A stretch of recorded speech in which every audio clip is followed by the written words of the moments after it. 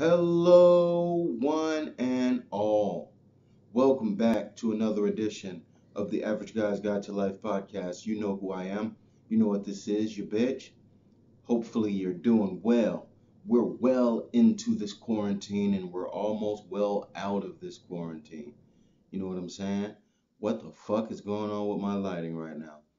It looks like I'm being beamed up by Scotty. Hold on here. What the fuck is going on? All right, that's a little better. That's a little worse. It's a little worse. That's a little better. Okay, hold on here. What is going on here? All right, we're gonna make it through this quarantine, folks. We're on the back half of it. Sorry about that little detour. I am working with an ancient piece of technology. When I say ancient, it was made about 5 years ago. That is ancient. In these times we live, we are progressing at an alarming rate when it comes to our technology, and I'm fine with that. Up until they want to put a chip inside of my head, then you can get the fuck out of here with that shit. But we are going to make it through this current state of affairs, this quarantine. We're going to make it through this thing, and hopefully you guys are doing well. You know, um, Lots of places are open for business. Lots of places have reopened and they're in their phases or whatever, you know? And when we all get out of this, hopefully we get out of this thing stronger than ever, you know? You gotta keep that focus. uh, I have been privileged to not be as um, I guess, in need of assistance during this quarantine time. I've been doing fairly normal, but I know a lot of people can't say that. So my prayers and my thoughts go out to you, especially if you have families to support and you're out of work. My prayers go out to you, and especially the people that work on the first line or the front line, I should say. My prayers and my thoughts go out to you folks. You are the real heroes here. No one else. No one else. None of these fucking advertisers that are saying, we're here with you. Please buy our shit. Not them. And definitely not the celebrities out there saying that they're with you and they're in their fucking, $3.5 million mansions with, inside to outside swimming pools. What the fuck is going on with my lighting? I don't know. Um, anyway, so we had two events happen this weekend. One was national. Well, they both were national, I guess. But one is celebrated nationally and one should be celebrated nationally. The first event is Mother's Day. Mother's Day was this past weekend, and I wish everyone that popped a few human beings out of their cooch. I wish you all the best. Hopefully, you had a good baby out of cooch day. Hopefully, you did and got everything you received, all the praise in the world for doing that, extraction, that saving Private Ryan out of your cooch. So that's great.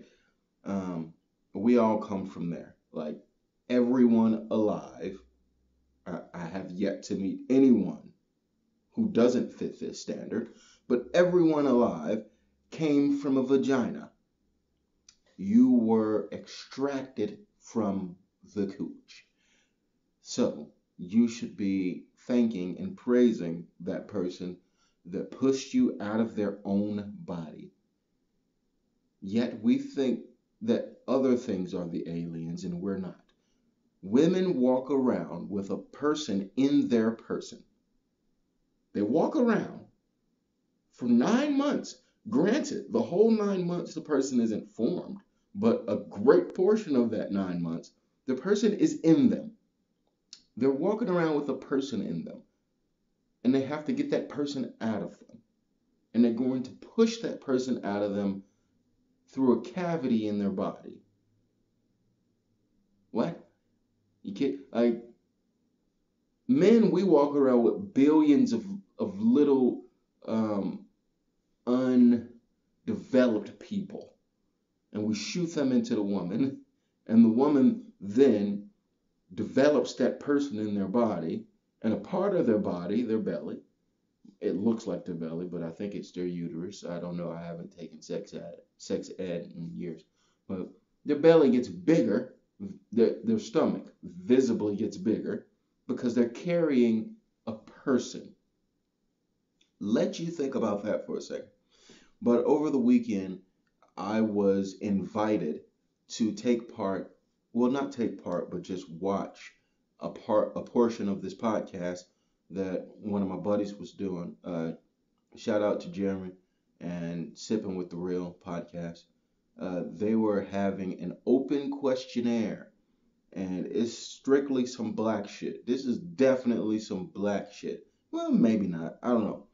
But I think it's primarily some black shit. It's like, would you get your baby mama a Mother's Day gift, right?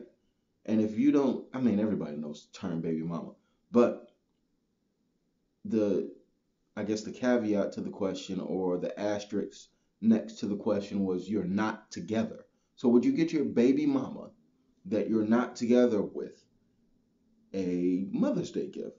I'm not going to answer the question because I don't have a baby's mama. Sorry. Uh, but I do think that's kind of I don't know, it's kind of a question that doesn't have a, that question that has an asterisk next to it of if you're not together. The question itself needs to have an asterisk next to it because why would you have a child with someone that you don't plan on being with? Maybe that's just me. You know, a lot of people make mistakes out there. You know, a lot of people are out there living in the moment, out there raw dogging it, you know, doing your thing. And sometimes you're about to reach that point and you just ain't got enough time to just slip that motherfucker out of there. Or maybe you do got enough time to slip that motherfucker out of there and you just don't care. You just like, I'm putting all of my unborn seed in this bitch. Like, I get it. I mean, I don't get it. I don't have any children. But I get the mindset of it, you know? And I get the suddenty of it. And I understand that mistakes do happen. But I am a person that believes that every mistake can be prevented. Anything that you do in this life is of your own doing, you know? It's like if you have a kid, you should have wanted to have the kid. If you didn't, then you fucked up because it was under your control. Either your woman should have plugged that shit up where, I don't know. They don't have, well, I think they still do make those female condoms. Put one of them in there. You can easily put fucking condom on yourself. You can use birth control. You can master your pull-out game. Pull-out game strong, motherfucker. So if you don't do all of that and you happen to have a child with someone who you ended up not being with anymore, that's your own fault. Like seriously, that's both of your own fault because it takes two to fuck a tango here. That's her fault and it's your fault. So should you give her a gift? That's up for interpretation. That's up to the specific circumstance of whatever your relationship with this person is. But as far as the kid is concerned and the conception of that child, motherfucker, that's all you. So in my opinion, since you the one that brought the motherfucker into the world, you should at least give the mother a Mother's Day gift in acknowledgement that the child was born and you had something to do with it, you know? You squirted all your fucking deviant love juice in there. Um, be more careful, man. Wrap your shit up. Like, what's so hard about that? Just fucking wrap it up. Just wrap it up. You know? Wrap it up. Master that fucking pull-out game. Even if your pull-out game ain't that strong, you getting right there to the edge and you feel like you ain't gonna make it. Don't ever put yourself there. Get yourself almost to the edge. and then just pull out and smack that motherfucker like 3 or 4 times, it still feel the same. You still get the same outcome, instead of trying to get it and get it and get it and get it, and then pull out at the last moment and just do your thing. That's too fucking risky. You gotta fucking get it and get it and get it. And, oh, almost there. Let me get on out of that jam. Get on out of that jam. Wank, wank, wank. Bam. Magic, bitch. Y'all fucking tripping. Y'all tripping. All these babies that didn't ask to be here, didn't ask to be born into broken families. You irresponsible pieces of shit. You're fucking irresponsible. Come on. Come on. And I'm not judging anybody. I'm just speaking facts here. Like, these are facts. And if you want to dispute these facts, I invite you to go to your local Walgreens and go into the fucking condom section. There's your facts right there. They come in all sorts of flavors, sizes, and goddamn preferences. So check that shit out. So Mother's Day, that's what happened this past weekend.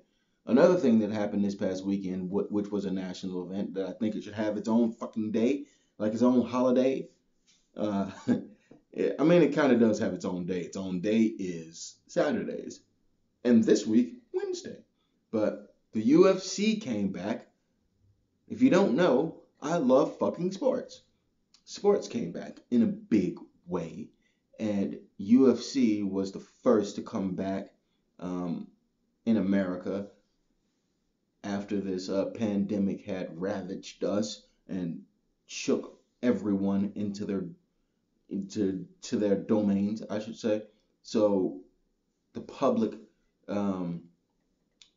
anticipation for sports to return was grand, and UFC is the first to take advantage of this demand.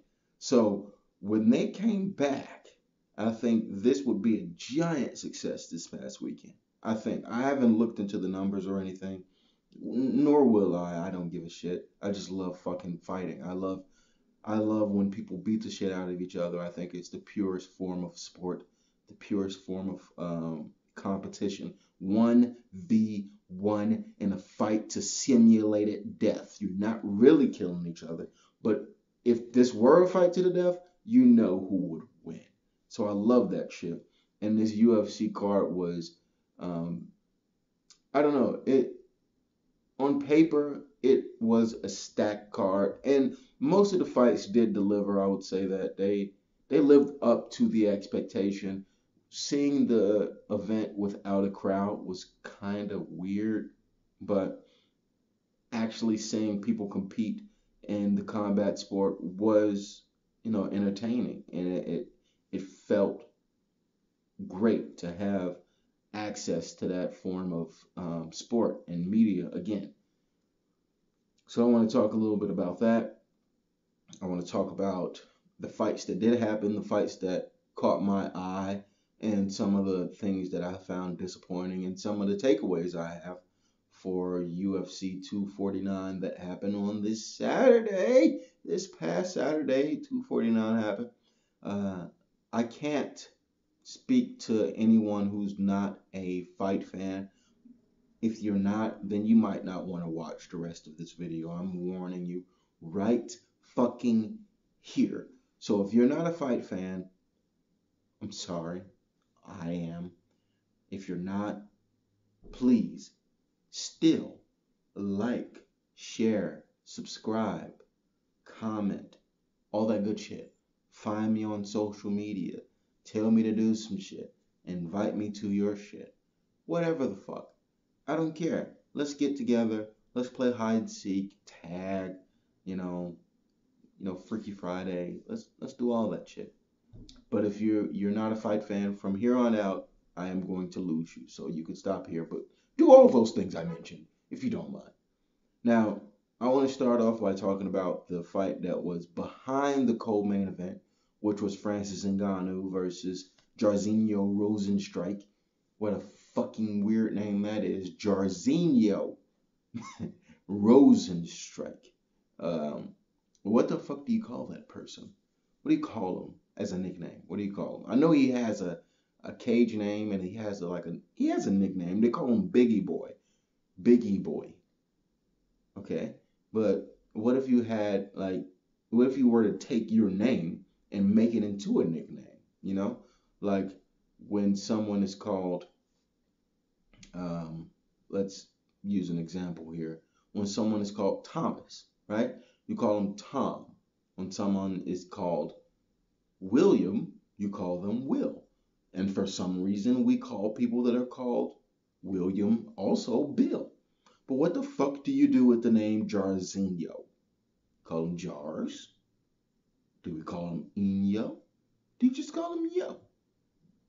Yo! Rosenstrike. Anyway, so Jarzinho Rosenstrike, who I've only known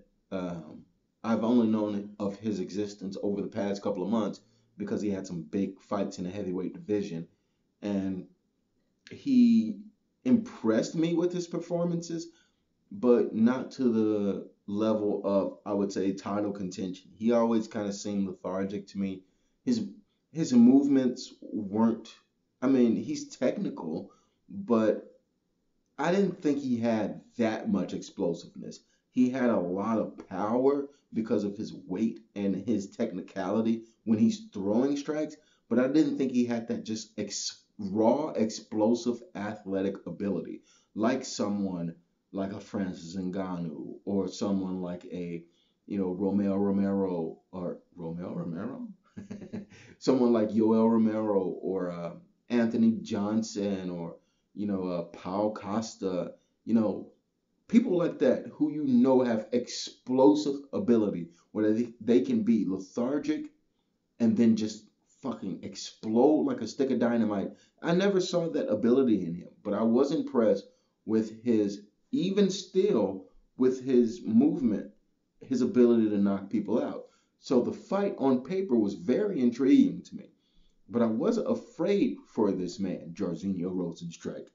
I was afraid because he was calling out Francis Ngannou, who is the fucking Terminator. This dude, like, he doesn't need technique.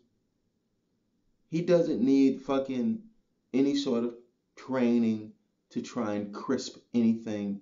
He doesn't need to be the type of person that's going to go into coaching sessions to teach him how to keep things tight, how to brush the brow, how to hold it to the ear. He doesn't need any of that. He is 6'4", 265 pounds of pure fuck you.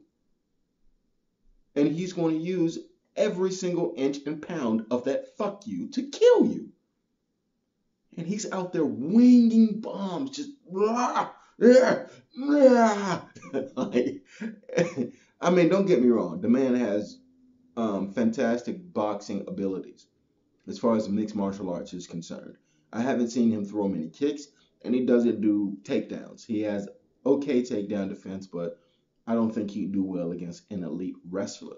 But he was going against Jairzinho Rosenstrike, who was a kickboxer, and Jairzinho called him out. I want to fight big scary man. Everyone don't want to fight. I want to fight him. So please, if you want to fight, I fight you. And Francis is like, all right, fucking fight you. I'll fight you. And what happens? 20 seconds, Francis Ngannou comes out, and just fucking throws these wild, over the hand haymakers, like back to back to back to back. He doesn't even care. He's not even looking at the target hardly. He's just, he's not looking at the target. He doesn't care. All he knows is if one of them hit you, you're going to perish. You're going to, cease to exist. You will no longer be a breathing person if he hits you with one of those nuclear weapons that he calls a fist. And Jairzinho didn't have a smart defense, so he got fucking clipped. And by clipped, I mean he died. He died in that octagon that day. I don't care if he took a picture with the man afterwards. His soul is no longer with him. His soul left his body that day. And it was nasty. It was fucking nasty. Give that man the belt. Fuck you mean African power. Fuck you mean power to the motherfucking people. God damn it. He killed this man. And it will be the I don't know. I don't want to say the greatest 20 seconds of your life, but it is 20 seconds of your life you need to spend watching. Watch that fight in quotations. Watch that fight and you won't be disappointed. Francis is a monster. And if he can shore up that takedown defense, which we haven't even got a chance to see in his last four fights because he's just been murking motherfuckers.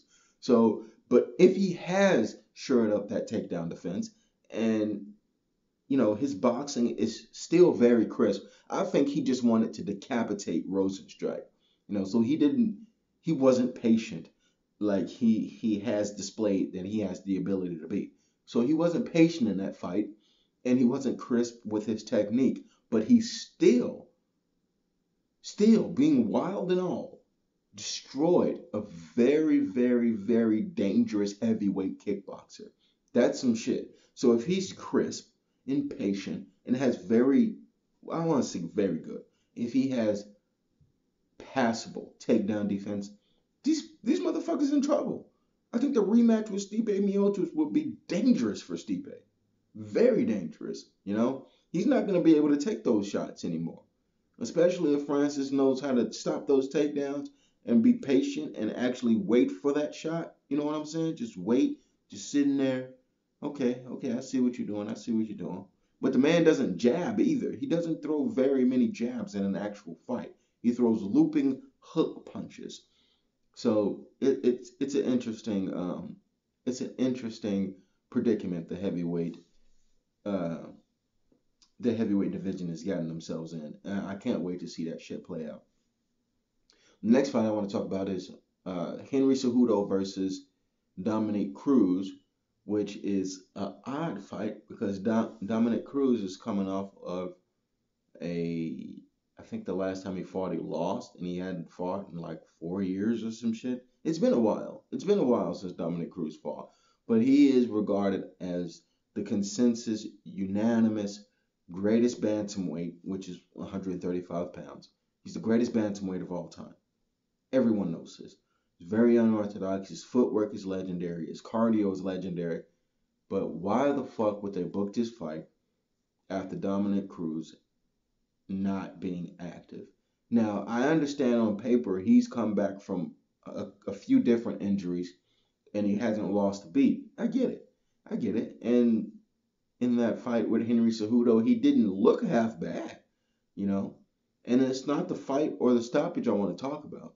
You know, for everyone that's curious, Henry Cejudo won the fight by TKO. Referee stopped the fight after about 11 or 12 unanswered shots. He hit Dominic Cruz with a flying knee. Dominic Cruz fell backwards, and Henry Cejudo pounced on him and began to strike him on the ground with left hands to the fucking head. So the referee stopped the fight right when Dominic Cruz was beginning to rise to his feet.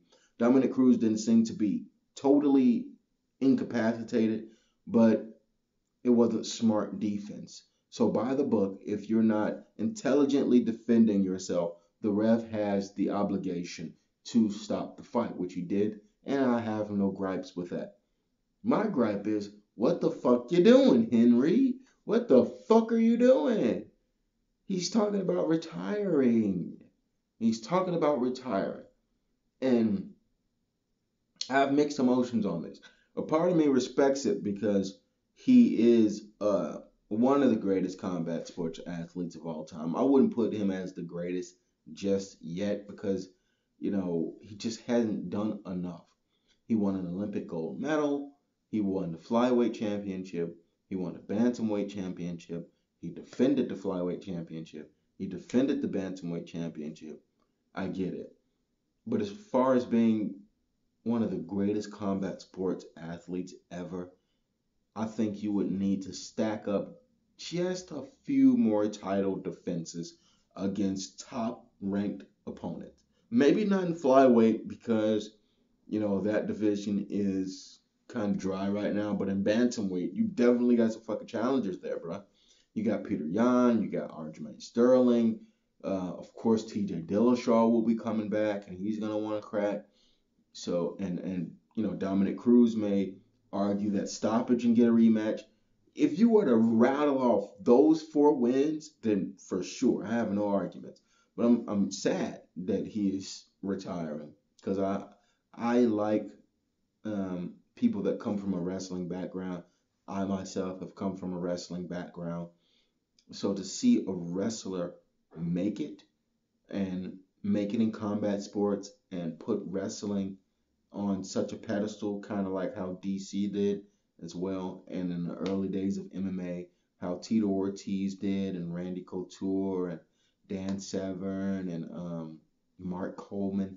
All these guys, they put wrestling on the map, and Henry Cejudo in DC, and a few other guys, they took that torch and they continued to carry it. So with Henry retiring, it leaves just DC, and DC is going to retire soon. And I know there's other guys that's always going to come up through the ranks. So I mean, I'm a fan of the guy. I'm a fan of Henry Cejudo, and I'm asking you here, please, Henry, please don't retire. Please, please don't retire. I want to see you versus Peter Yan. Peter Yan talking all that shit, bro. He talking all that shit. You just gonna let him get away with that? You gonna let him get away with that? Come on now, bro. Come on now, bro. You gotta give him the business. You gotta give him the business. You gotta share with him. Yeah? You gotta share with him, yeah. Anyway, so on to the main event. And I'm not gonna talk too much about this because I am massively disappointed in the outcome of the main event. Fuck Justin Gaethje. Fuck him. Fuck him. Fuck Justin Gaethje. I don't care how good he is. I don't care how hard he hits. I don't care how nice he is. Fuck him. He ruined the fucking event that us hardcore MMA fans have been wanting to see for damn near a decade. Can we please see Tony Ferguson versus Khabib Nurmagomedov? Please, can we see this fucking fight? Please? Please. According to Justin Gaethje, no. No. He's like, fuck your fucking dreams. Fuck your what you want to see. Fuck all this shit and all this hype that's been building around this fight. I am just going to go in here and left hook Tony Ferguson to death. And that fight will never happen. Never. Not while I am alive. And I've never been a fan of Justin Gaethje's style. Don't get me wrong. His style is fun. I just never thought it was championship level. He goes in there and he's adjusted his style a bit. He has. And he used to be, balls to the wall, go in there, take two to give one kind of guy, and he hits very hard. And I like that. I like that he doesn't back down from a fight. But his presentation, I would say. I was never a fan of his presentation or his technique. It's very predictable. He's not going to throw many kicks. He's going to try and wing these bombs to your head.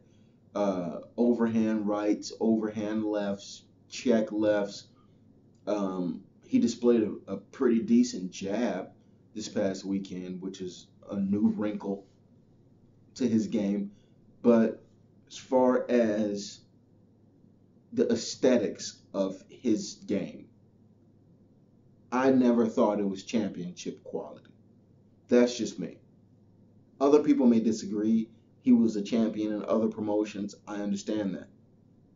But in the UFC, they're the elite of the elite. And when I saw him lose to Eddie Alvarez, I guess my thoughts about him were kind of validated. And then he lost to Dustin Poirier when I was like, okay, this guy doesn't belong in that category. Maybe he can be like a gatekeeper type, kind of how Barboza was. But he beat Barboza.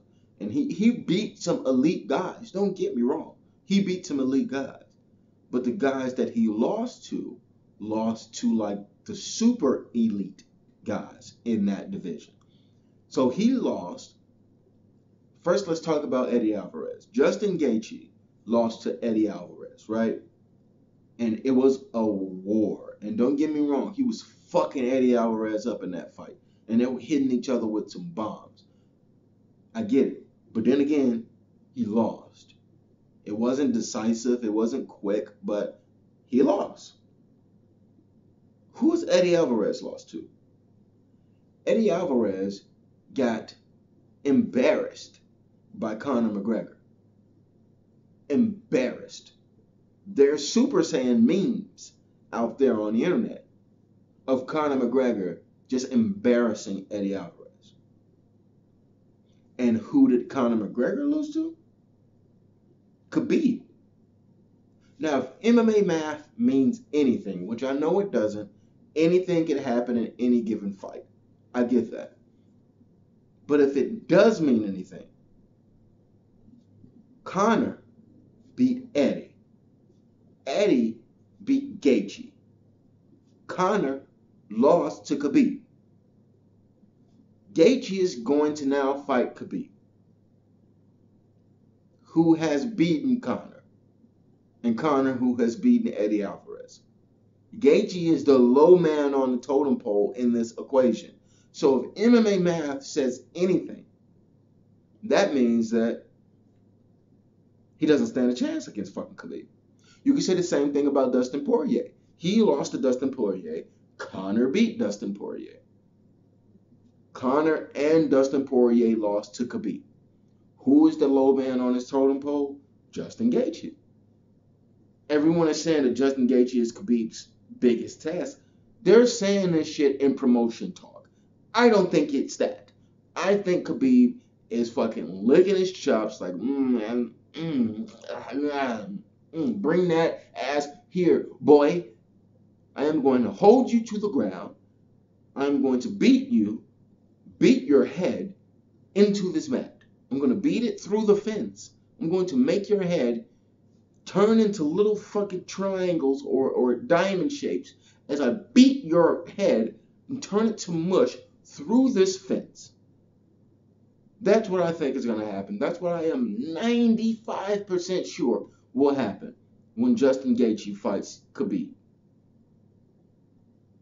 And I feel bad for Tony Ferguson. Tony Ferguson, who I wasn't a hardcore fan of, but I did appreciate his grind and I did appreciate just him as a fighter. 12 fight win streak is nothing to fucking scoff at. 12 fights, man. 12 fights in a row he has won in one of the toughest divisions in UFC, 155, lightweight.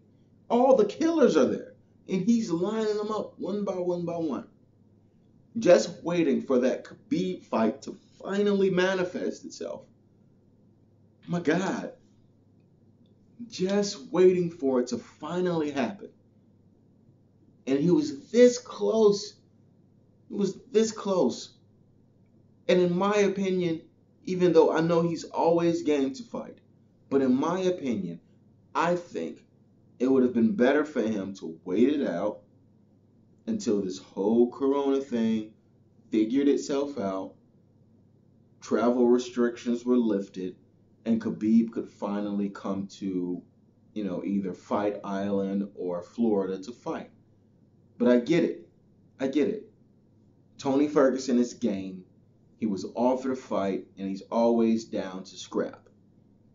And he is one of the best in the world. He's one of the best ever 155ers. Best ever, no question. If you were to make a list as of today, as far as the best ever UFC fighters to never win a title, he's topping that list. Because to go on a 12-fight win streak and never fight for the title, the official title, he fought for the interim championship, but he never fought for the real fucking thing. So to beat 12 people back to back and never fight for the real title is ridiculous. So if that list were made today, Tony Ferguson would top that list. And this past weekend, he was just off his game. He was just off. And I get it. You're not going to be able to bring your A game all the time. And sometimes styles make matchups. And, Justin Gaethje, he hits hard. I get it. And Tony Ferguson, he's not unhittable. Tony Ferguson gets hit. And he gets hit a lot in a lot of his fights.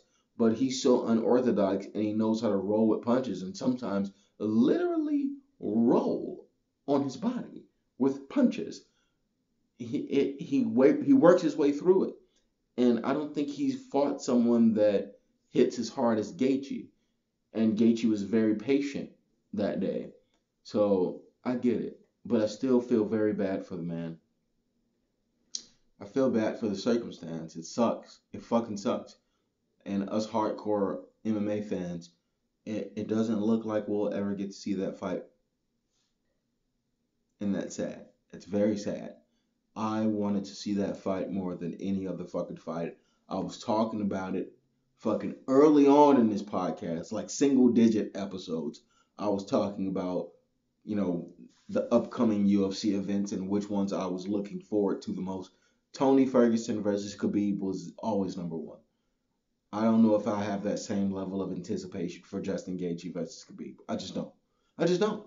Because I don't see Justin Gaethje's style beating Khabib. Khabib will smother you and he will maul you and you will be left shocked and bloody and a loser. Prove me wrong, Justin Gaethje. Prove me wrong. Maybe this day you can make a fan of me, but I don't know. Maybe it's just your face. I don't know. I don't know. You